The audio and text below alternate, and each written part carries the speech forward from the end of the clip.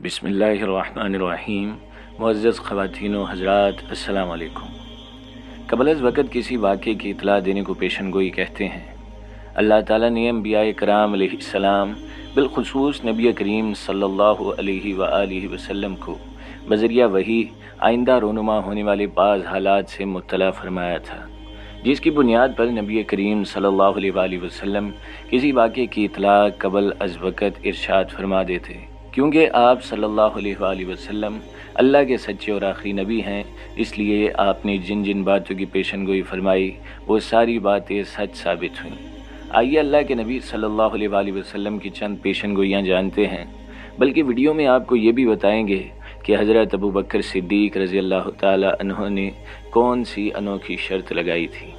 ناظرین، یہ واقعہ یوں بیان کیا جاتا ہے کہ سیدنا محمد رسول صلی اللہ تعالی علیہ وآلہ وسلم جب اس دنیا میں تشریف لائے تو کرۂ ارض کے سیاسی افق پر دو طاقتیں مرکزی حیثیت رکھتی تھیں، رومن امپائر اور دوسری ایرانی سلطنت۔ رومن امپائر مسیحی مذہب کی نام لیوا تھی اور ایرانی سلطنت مجوسیت کی علمبردار تھی۔ ان دونوں ریاستوں میں 603 یعنی محمد صلی اللہ علیہ وآلہ وسلم کی نبوت سے 8 برس پہلے خوفناک جنگوں کا آغاز ہوا۔ وجہ ان جنگوں کی یہ تھی کہ سلطنت روم میں قیصر مارس کا تختہ الٹ دیا گیا اور اس کی جگہ فوکس سلطنت پر قابض ہو گیا۔ اس زمانے میں حکومتوں کا یوں بدل جانا کوئی انوکھا واقعہ نہ تھا، مگر فوکس جس طرح حکومت پر قابض ہوا وہ بہت ہی دل دہلا دینے والا واقعہ تھا۔ ایک تو فوکس کا قیصر مارس کے خاندان سے کوئی تعلق نہیں تھا، دوسرا یہ کہ اس نے قیصر مارس کے 5 بیٹے اس کی آنکھ کے سامنے ذبح کر دیے اور اس کے بعد اسے بھی موت کی نیند سلا دیا۔ پھر اسی پر بس نہیں کیا بلکہ سب کے سروں کو کاٹ کر شہر کے بڑے بڑے چوراہوں میں لٹکا دیا گیا۔ چند دنوں کے بعد اس کی بیوی اور مفرور شہزادیوں کو بھی قتل کر دیا گیا۔ اس طرح اس کا پورا خاندان انتہائی سفاکی سے ختم کر دیا گیا۔ قیصر مارس کی حکومت کے خاتمے اور اس کے خاندان کے ساتھ کیے جانے والی یہ سلوک ایرانی حکمران خسرو پرویز کے لیے ناقابل برداشت تھے، کیونکہ دونوں کے درمیان بڑے اچھے تعلقات تھے۔ اس کی وجہ یہ تھی کہ قتل ہونے والے قیصر مارس نے ایرانی سلطنت کے حکمران خسرو پرویز پر بڑے احسان کیے ہوئے تھے۔ اسی وجہ سے یہ ایرانی حکمران خسرو پرویز کو اپنا باپ کہتا تھا۔ فوکس کے مارس پر کیے اس ظلم پر خسرو بہت برہم ہوا اور اس نے اعلان کیا کہ جب تک روم پر فوکس کی حکمرانی ختم نہیں ہو جاتی وہ چین سے نہیں بیٹھے گا اور اپنے محسن قیصر مارس کا بدلہ لے کر رہے گا۔ چنانچہ 603 میں اس نے روم پر حملہ کر دیا۔ چند ہی برسوں میں شکستوں پر شکستیں دیتا ہوا شام میں انطاکیہ کے شہر پہنچ گیا۔ شہر روم کے دارالسلطنت کے بڑے بڑے لوگ فکر مند ہو گئے۔ انہوں نے مشورے کے بعد افریقہ کے گورنر سے مدد طلب کی۔ اس نے اپنے بیٹے یعنی ہرکلیس کو اپنے طاقتور بحری جہاز کے ذریعے قسطنطنیہ بھیجا۔ ہرکلیس نے آتے ہی فوکس کو جھلتا کیا اور اس کے ساتھ وہی سلوک کیا جو اس نے مارس کے ساتھ کیا تھا، یعنی اس کے سارے خاندان کو ختم کر دیا اور فقہا سمیت سب کے سر قلم کر کے چوراہوں پر لٹکا دیے۔ یہ 610 سن کا واقعہ ہے اور اسی برس دنیا میں ایک عظیم واقعہ ہو چکا تھا۔ مکہ میں اللہ کے آخری نبی صلی اللہ علیہ وآلہ وسلم نے اپنی نبوت کا اعلان کر دیا تھا۔ فوکس کا بدلہ اسے مل چکا تھا۔ اس خبر کے بعد ایران کے خسرو پرویز کو چاہیے تھا کہ وہ بھی جنگ بند کر دیتا۔ اس کی جنگ کا اصل مقصد فوکس کو سزا دینا تھا، نہ کہ روم کی سلطنت کو ختم کرنا، مگر خسرو نے یہ کام نہ کیا، بلکہ اس کے برعکس اس نے ہرکلیس کی صلح کی درخواست کو رد کر دیا اور کہا کہ وہ روم کی اینٹ سے اینٹ بجا کر دم لے گا۔ دراصل اس نے اپنی اس جنگ کو مجوسیت اور مسیحیت کی جنگ قرار دے دیا تھا۔ اپنی سیاسی جنگ کو مذہب کی آڑ میں لڑنا جدید و قدیم ہر دور کے حکمرانوں کا آموزدہ فارمولہ رہا ہے۔ خسرو پرویز نے بھی یہی کیا اور کہا کہ وہ روم میں عیسائیت کو ختم کر کے دم لے گا۔ دراصل روم کی سلطنت کو کمزور دیکھ کر اس کی نیت بدل گئی تھی اور اس نے اپنی سلطنت کو دنیا کی سب سے بڑی سلطنت بنانے کا منصوبہ بنا لیا تھا اور اپنی ذاتی خواہش کو مجوسیت اور مسیحیت کی جنگ بنا دیا تھا۔ خسرو پرویز کی یہ جنگ کی چال بڑی کامیاب رہی۔ مسیحیوں کے دشمن قومیں بھی اس کے ساتھ مل گئیں، ان میں سب سے آگے یہودی تھے۔ اس کا اندازہ اس بات سے لگایا جا سکتا ہے کہ خسرو پرویز کی فوج میں 26,000 یہودی تھے۔ خسرو پرویز کی یہ فوج مذہبی جنونیوں کا نہ رکنے والا طوفان بن گئی اور وہ روم سلطنت کو برباد کرتے ہوئے آگے بڑھتے رہے، یہاں تک کہ 613 میں دمشق فتح ہو گیا اور اگلے سال مسیحیوں کے مذہبی قبلے بیت المقدس پر بھی قبضہ ہو گیا۔ اس مقدس شہر میں 90,000 مسیحیوں کا خون بہایا گیا، ان کا سب سے بڑا کلسار برباد کر دیا گیا۔ وہ صلیب جس کے متعلق مسیحیوں کا عقیدہ تھا، اس پر حضرت عیسیٰ علیہ السلام کو پھانسی دی گئی ہے، وہ بھی اٹھا لی گئی اور اسے مدائن پہنچا دیا گیا۔ لارڈ پادری یعنی پوپ زکریا کو گرفتار کر لیا گیا اور شہر کے تمام گرجوں کو مسمار کر دیا گیا۔ اس فتح پر خسرو بہت خوش ہوا۔ اس نے غرور اور تکبر میں آ کر ہرکلس کو خط لکھا، جس میں لکھا تھا: سب خداؤں سے بڑے خدا، ساری زمین کے تنہا مالک خسرو پرویز سے، اس کے کمینے اور بے عقل غلام ہرکلس کے نام۔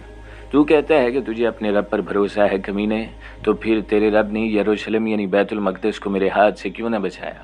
خسرو پرویز کی یہ فتوحات اس کے بعد اور بھی آگے بڑھتی گئیں۔ شام اور فلسطین کے بعد اردن کی باری آئی، یہاں تک کہ اس کی فوجیں مصر تک جا پہنچی۔ یہ 615 کا زمانہ تھا جب رومی فوجیں آتش پرست ایرانیوں کے ہاتھوں شکست کھا رہی تھیں اور ان کی سلطنت صرف قسطنطنیہ اور چند علاقوں تک محدود ہو کر رہ گئی۔ تب ایک اور عجیب واقعہ ہوا۔ یہ واقعہ عرب میں ہوا تھا اور شہر تھا مکہ معظمہ۔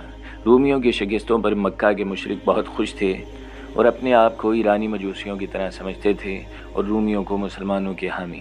اس کی ایک وجہ یہ تھی کہ 615 ہی میں مسلمانوں نے ان کے ظلم و ستم سے تنگ آ کر پاس کے ملک حبشہ ہجرت کی تھی۔ حبشہ کا حکمران نجاشی مسیحی اور سلطنت روم کا حمایتی تھا۔ قریش کی خواہش کے بالکل برعکس نجاشی نے مسلمانوں کے ساتھ بہت اچھا سلوک کیا۔ مشرکین کو صاف صاف کہہ دیا کہ مسلمانوں کو ان کے حوالے نہیں کریں گے۔ تبھی مشرکین نے یہ کہنا شروع کر دیا کہ مسیحی کیونکہ وحی اور رسالت کو مانتے ہیں، اس لیے وہ مسلمانوں کی طرح ہیں، اور ایرانی مجوسی ان کی طرح رسول اور کتاب کو نہیں مانتے، اس لیے ہم ایرانیوں جیسے ہیں۔ مسلمانوں کو تنگ کرتے اور کہتے کہ مسیحیوں کی درگت بن رہی ہے تو بہت اچھا ہو رہا ہے۔ انہی حالات میں قرآن مجید کی سورہ روم نازل ہوئی۔ اس کا آغاز ان الفاظ سے ہوا: رومی قریب کی سرزمین میں مغلوب ہو گئے، اسحار کے بعد چند برسوں میں وہ پھر غالب آ جائیں گے، اور وہ دن وہی ہوگا جب کہ اللہ کی دی ہوئی فتح سے اہل ایمان خوش ہو رہے ہوں گے۔ قرآن مجید کے ان الفاظ میں ایک کی بجائے دو پیشن گوئیاں ہیں، ایک یہ کہ رومیوں کو غلبہ حاصل ہوگا، اور دوسرا یہ کہ مسلمانوں کو بھی مشرکین پر فتح نصیب ہوگی۔ یہ پیشن گوئیاں ایسے زمانے میں کی گئی تھیں جب رومی اور مسلمانوں کی فتح کے دور دور تک کوئی آثار دکھائی نہ دیتے۔ اس لیے قریش مکہ نے ان کا خوب مذاق اڑایا اور کہا کہ لو جی یہ بھی دور کی کوڑی لائے، کہتے ہیں چند برسوں میں رومی غالب آ جائیں گے، اور یہ مٹھی بھر مسلمان جو کھلے عام نماز بھی نہیں پڑھ سکتے، ہم فتح یاب ہو جائیں گے۔ قرآن مجید میں اس چند برسوں کے لیے جو لفظ استعمال کیا گیا تھا وہ بزا تھا، جس کا مطلب تھا 10 برسوں سے کم اور 3 برسوں سے زیادہ۔ لیکن رومیوں کی جو حالت ہو چکی تھی، اس سے ظاہری طور پر یہی لگتا تھا کہ وہ کبھی بھی فتح حاصل نہیں کر سکیں گے۔ وجہ اس کی یہ بھی تھی کہ رومیوں کی حالت دن بدن بد سے بدتر ہوتی جا رہی تھی۔ 619 تک پورا مصر ایران کے قبضے میں چلا گیا، اور مجوسی فوجیوں نے طرابلس یعنی موجودہ لیبیا کے قریب پہنچ کر اپنے جھنڈے گاڑ دیے۔ ایشیائی کوچک میں ایرانی فوجیں رومیوں کو رونتی ہوئیں باسپورس کے کنارے پہنچ گئیں، اور اس سے پہلے 617 میں انہوں نے قسطنطنیہ کے پاس کلدون پر قبضہ کر لیا تھا۔ اس موقع پر قیصر نے خسرو پرویز کے پاس اپنا سفیر بھیج کر نہایت عاجزی سے درخواست کی کہ میں ہر قیمت پر صلح کرنا چاہتا ہوں، مگر پرویز نے جواب دیا: اب میں قیصر کو اس وقت تک امان نہ دوں گا جب تک وہ زنجیروں میں جکڑا ہوا میرے سامنے نہیں آئے گا، اور صلیب سے نفرت کے خدائے ہرمند آگ کی بندگی اختیار نہ کرے گا۔ اس لیے مشرکین نے صحابہ کرام رضی اللہ تعالی عنہ کا خوب مذاق اڑایا کہ بھلا یہ کیسے ممکن ہے۔ ایک کافر ابین خلف نے حضرت ابوبکر صدیق رضی اللہ تعالی عنہ سے کہا کہ اگر تمہیں اپنے رسول پر اتنا یقین ہے تو آؤ مجھ سے شرط لگاؤ، اگر رومی 3 برسوں کے اندر اندر فتح یاب ہو گئے تو میں تمہیں 10 اونٹ انعام دوں گا۔ ابی بن خلف سیدنا ابوبکر صدیق رضی اللہ تعالی عنہ کے ان کے اسلام لانے سے پہلے دوست ہوا کرتے تھے۔ حضرت ابوبکر صدیق رضی اللہ تعالی عنہ نے اللہ کے رسول صلی اللہ علیہ وآلہ وسلم سے مشورہ کرنے کے بعد اس کو کہا، میں 10 نہیں 100 اونٹ کی شرط لگاتا ہوں، مگر رومی 3 برس تک 10 برسوں کے اندر اندر فتح حاصل کر لیں گے۔ ابی ابن خلف نے شرط منظور کر لی۔ یہ شرط باقاعدہ لکھ لی گئی تھی۔ اس کے بعد وقت کا پہیہ چلتا رہا، رومیوں کی شکست کا سلسلہ جاری رہا۔ جب کیسر نے خسرو پرویز کی طرف سے ذلت آمیز شرائط صلح کو قبول کیا تو اس نے قسطنطنیہ چھوڑ کر تیونس جانے کا ارادہ کر لیا، جسے اس زمانے میں قرطانیہ کہتے تھے۔ 622 میں کیسر کے حالات کچھ بہتر ہوئے۔ اس نے کلیسا کے پادریوں سے کہا کہ مسیحیت کو بچانے کے لیے اس کی مدد کریں۔ پادریوں نے کلیسا میں جمع ہونے والی دولت اسے سود پر دی۔ تب کیسر نے بڑی منصوبہ بندی کے ساتھ ایرانیوں کی پشت کی طرف سے حملہ کرنے کا منصوبہ بنایا۔ یہ وہی نازک زمانہ تھا کہ جب مسلمان مکہ سے ہجرت کر کے مدینہ پہنچ گئے۔ کیسر نے ایران پر حملہ آرمینیا سے شروع کیا اور اس کا ہر حملہ کامیاب رہا۔ اس کی فتوحات کی تیزی کا اندازہ اس سے لگایا جا سکتا ہے کہ حیرت انگیز طور پر دوسرے ہی برس 624 میں اس نے مجوسیوں کے سب سے بڑے آتش کدے کو تباہ کر دیا، اور یہ آتش کدہ آذربائیجان کے مقام پر رومیا میں تھا، اور زرتش مجوسی جنہیں اپنے مذہب کا بانی مانتے تھے ان کا مقام پیدائش سمجھا جاتا تھا۔ 624 وہی سال ہے جب مسلمانوں کو غزوہ بدر کی شاندار فتح حاصل ہوئی، یعنی ٹھیک 9 برسوں کے بعد قرآن مجید کی پیشن گوئی کے عین مطابق رومی دوبارہ ایرانیوں پر غالب آ گئے، اور قرآن مجید کی دوسری پیشن گوئی کے مطابق اس برس انہیں غزوہ بدر میں مشرکین مکہ پر شاندار فتح نصیب ہوئی، جس میں کفار کے تمام چوٹی کے سردار جہنم رسید ہوئے۔ اس کے بعد بھی حالات قرآن مجید کی پیشن گوئی کے مطابق بدلتے رہے، اور رومی ایرانی یعنی آتش پرستوں کو شکست پر شکست دیتے چلے گئے، یہاں تک کہ 627 میں انہوں نے نینوا کے مقام پر ایرانیوں کو فیصلہ کن شکست دی۔ اگلے برس 628 میں تاریخ نے پھر اپنے آپ کو دہرایا۔ خسرو پرویز کے خلاف اس کے خاندان ہی میں بغاوت ہو گئی۔ اس کے 18 بیٹوں کو اس کے سامنے قتل کر دیا گیا، اور چند روز بعد وہ بھی جیل کی سختیوں کی وجہ سے مر گیا۔ رومیوں کو فیصلہ کن فتح حاصل ہوئی اور ایرانی مجوسی شکست کھا گئے۔ یہی وہ سال تھا جب مسلمانوں نے صلح حدیبیہ کی اور قرآن مجید نے اسے کھلی فتح قرار دیا۔ انگریز مورخ غیبن نے اپنی مشہور کتاب رومی سلطنت کا زوال اور خاتمے میں کہا ہے کہ قرآن مجید کی اس پیشن گوئی کے بعد 7-8 برس تک حالات ایسے تھے کہ کوئی شخص یہ تصور نہ کر سکتا تھا رومی سلطنت ایران پر غالب آ جائے گی، بلکہ غلبہ تو ایک طرف رہا، کسی کو یہ امید بھی نہ تھی کہ اب یہ سلطنت زندہ رہے گی کہ نہیں۔ قرآن مجید کی اس پیشن گوئی کے پورے ہونے کے بعد عرب کے کئی لوگ مسلمان ہو گئے۔ ابی بن خلف اس وقت تک مر چکا تھا، لیکن اس کے ساتھ والے لوگوں نے اپنی شکست تسلیم کی اور حضرت ابوبکر صدیق رضی اللہ تعالی عنہ کو شرط کے مطابق 100 اونٹ دیے۔ حضرت ابوبکر نے یہ اونٹ لے کر حضور اکرم صلی اللہ علیہ وآلہ وسلم کی خدمت میں حاضر کیے۔ آپ صلی اللہ علیہ وآلہ وسلم نے حکم دیا کہ جس وقت شرط ہوئی تھی اس وقت جوئے کے حرام ہونے کا حکم نہیں ہوا تھا۔ اس طرح کی شرط چونکہ جوئے ہی کی قسم ہے، اس لیے اب یہ اونٹ خود آپ نہیں لے سکتے۔ چنانچہ حضور صلی اللہ علیہ وآلہ وسلم کے حکم پر حضرت ابوبکر صدیق نے یہ 100 اونٹ صدقے میں خیرات کر دیے۔ یوں قرآن مجید کی سورہ روم آج بھی زندہ معجزہ بن کر اللہ اور اس کے رسول صلی اللہ علیہ وآلہ وسلم کی سچائی بیان کر رہی ہے۔